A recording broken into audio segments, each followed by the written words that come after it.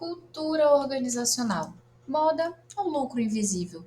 Eu sou Débora Andrade e você está no Debcast, o espaço onde falamos sobre liderança, pessoas e negócios que crescem de dentro para fora. Nós sempre começamos por dentro, começamos pelas pessoas. Muita gente acha que falar de cultura é moda, algo que as empresas divulgam apenas para acompanhar o movimento do mercado, mas a verdade é que a cultura ela acaba sendo um lucro invisível. Mas por quê, Débora? Porque quando a cultura é forte, ela orienta as decisões, ela atrai os melhores talentos do mercado. As próprias pessoas têm vontade de trabalhar ali na sua empresa. As pessoas que trabalham na sua empresa querem permanecer. Têm a sensação de pertencimento, de comunidade, de estar ali de fato porque querem estar. E com isso acaba reduzindo o turnover, porque muitas pessoas elas acabam saindo das empresas por essa não identificação, por essa ausência de cultura, ausência de processos, e elas acabam optando para ir por outras empresas. Então, quando você tem essa cultura forte, aumenta o engajamento. Muitas vezes, quando eu faço as primeiras reuniões com os clientes que chegam aqui na consultoria, e eu pergunto, qual que é a cultura da sua empresa? Ah, é familiar. Ah, é da indústria. Não é sobre ser familiar ou não. Não é ser da indústria, do varejo, da hotelaria. A cultura é aquilo que pulsa nas paredes da sua empresa, aquilo que faz com que seja vivido todos os dias através dos processos, dos líderes, dos feedbacks, dos clientes, das decisões. Fica muito mais fácil você tomar decisões, alinhar projetos, entender que tipo de parceria, de movimento, que posicionamento, se você tem alinhado qual é a cultura da empresa, qual é a missão, qual é a visão, quais são os valores. E é algo que parece ser muito simples, tão simples a ponto de ser deixado de lado. O que acontece é que todo esse movimento, quando ele é reforçado, ele contribui não somente para o engajamento dos colaboradores, mas ele traz também o resultado financeiro para a empresa. Se você não tem uma cultura forte, se você não delimita que cultura é essa, ela acaba ficando solta e ela vai nascendo sozinha, vai se enraizando com quem vai entrando, com os líderes que estão ali. Nem sempre essa cultura vai ser a que você espera, porque você não delimitou qual é ela. Então as próprias pessoas vão colocando a cultura delas ali dentro. É muito comum a gente ver isso em setores. Setor X funciona de uma forma, o setor Y de uma forma. A empresa tem várias unidades, mas uma funciona de um jeito, a outra funciona de outro jeito. Não é sobre moda, é sobre estratégia. É sobre você realmente entender que ali, dentro do que você está buscando, o que que representa a sua empresa? Alguns clientes muitas vezes falam assim: Débora, eu preciso de um treinamento de motivação para minha equipe. Ah, mas como que é a cultura da sua empresa? Como que é a jornada do colaborador? Como é o acompanhamento e o desenvolvimento dos seus líderes? Como que é o desenvolvimento do seu time? Nossa, Débora, mas o que é que tem a ver que um treinamento de motivação de 2, 3 horas, uma palestra de 1 hora, não vai resolver o seu problema? O seu problema não é motivação, é cultura. Débora, preciso contratar, ninguém para aqui na minha empresa. Eu faço essas mesmas perguntas. Como está a cultura? Quem são os líderes? Como eles são acompanhados? Qual é a jornada do colaborador? Sem isso, nenhum processo seletivo vai funcionar na cabeça do cliente, da empresa. O que ele vai pensar? As pessoas não querem trabalhar, ninguém fica aqui, o problema é o mercado. Será se realmente o problema está só no mercado? Ou tem algo dentro da sua casa, barra empresa, que você tem que ajustar?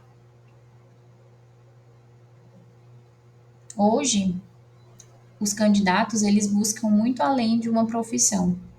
Eles buscam muito esse senso de propósito, de coerência, de entender que o que está ali na rede social também é vivido.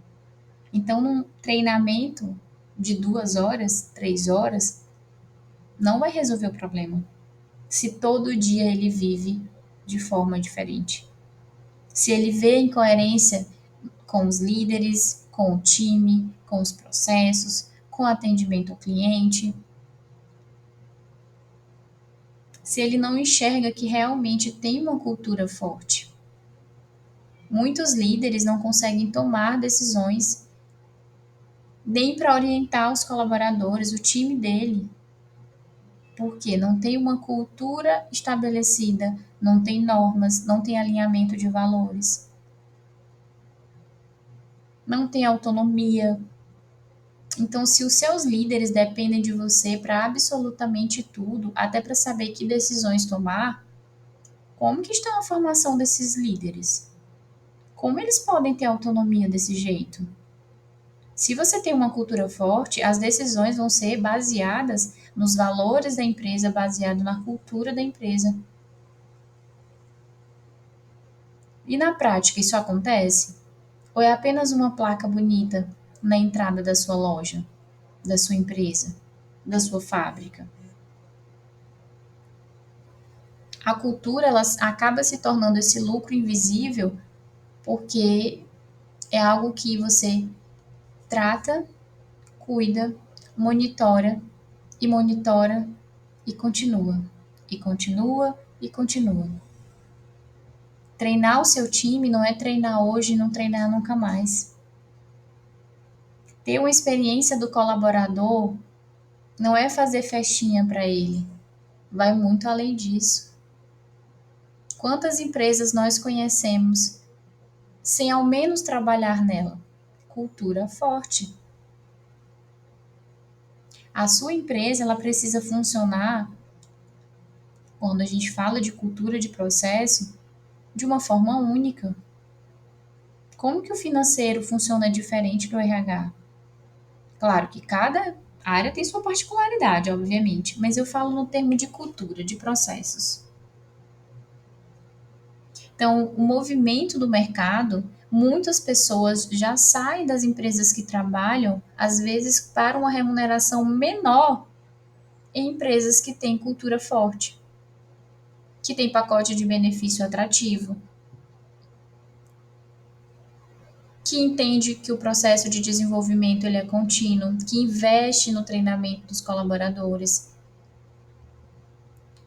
Pesquisas mostram times que são treinados com frequência são mais engajados, mais seguros e evitam muitos erros. Às vezes você treinou aquele colaborador no dia que ele entrou. E para você é suficiente, mas ele já está há 5 anos na empresa. E o time comercial? Que muitas empresas não querem trazer uma boa remuneração. Você acha mesmo que o mercado não está vendo eles?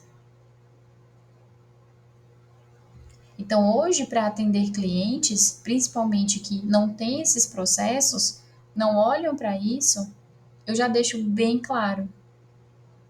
Não adianta você querer o melhor profissional do mercado para trabalhar na sua empresa. Para ele pode ser até atrativo no início, mas e depois? E quando ele estiver ali no dia a dia? Os dias dele na empresa estão contados. E não porque a sua empresa é uma empresa ruim, apenas falta olhar para o lado de pessoas. São essas pessoas que cuidam do seu cliente, que recebem o seu cliente. Então, o que adianta você investir alto em marketing, tráfego pago, a melhor fachada e melhor tudo, se quando o cliente vem, a sua empresa não está pronta para receber? Vou fazer uma mega oferta, um movimento, um evento. A minha equipe tem estrutura para isso?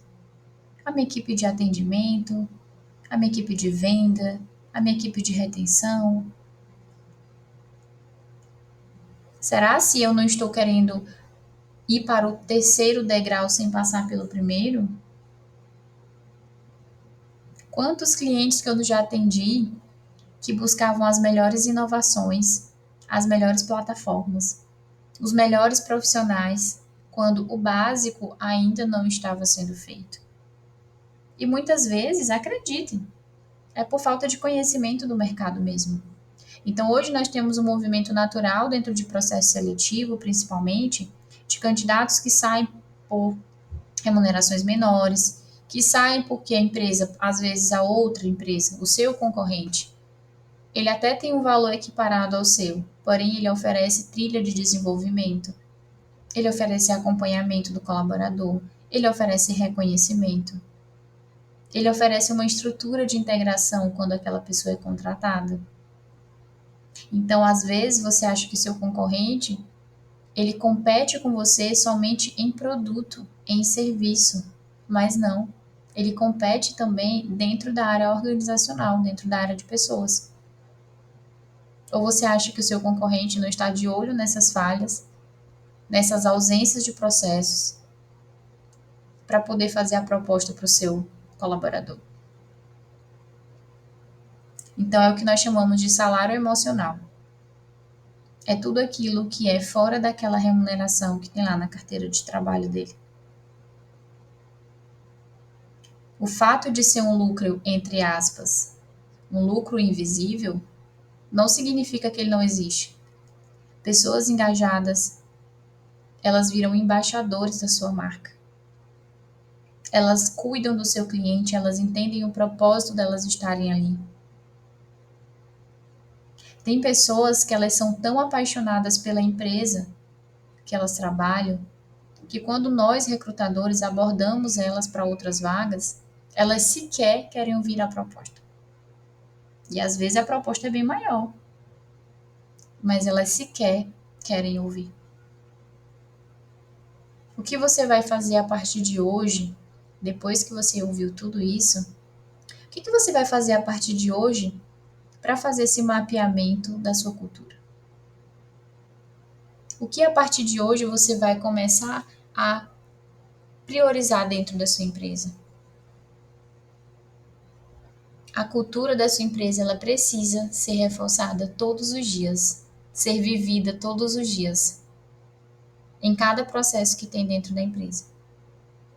Então, mãos à obra, que você consiga aplicar. Caso você precise de apoio de consultoria, é só você entrar em contato com o nosso time, que nós iremos fazer todo o mapeamento e planejamento da cultura, considerando a experiência do seu cliente, a experiência do seu colaborador. Esse foi o episódio do Debcast de hoje. Então, reflita. A sua empresa vive a cultura que ela declara ou apenas tem uma frase bonita na parede? Os negócios crescem quando empresas entendem que precisa começar por dentro, pelas pessoas, pelos processos, por toda a base que faz a construção do seu negócio, por quem está nos bastidores para sua marca brilhar no palco. Até o próximo episódio.